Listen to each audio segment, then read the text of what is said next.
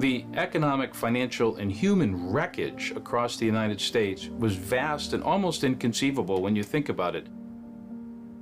One of the real problems with Washington policymaking is it's dominated by money, and it's dominated by the lawyers and lobbyists of those who have money, and really, let's face it, nobody has more money than the financial industry.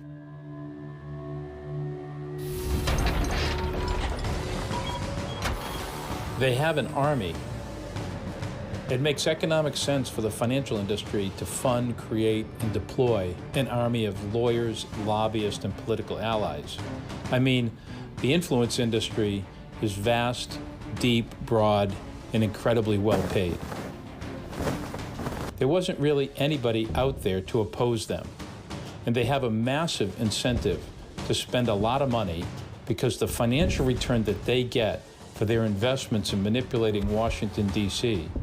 is way better than really any return they can get on Wall Street or in the markets. And what does it all go to is to push policymakers and regulators in Washington, D.C. to tilt the playing field in favor of the banks. Just literally, they threw everything they could at making sure there were no financial reform laws. They were all deployed, that entire army, to kill the legislation.